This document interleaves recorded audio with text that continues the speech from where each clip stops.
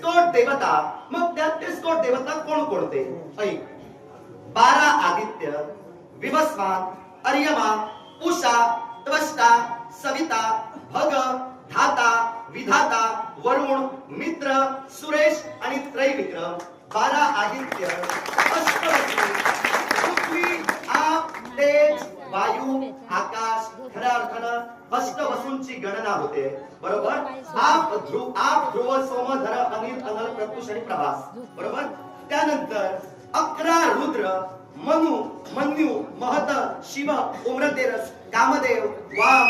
खऱ्या अर्थानं महादेव, शंकर, ऋतुभट आणि उम्रतेरस.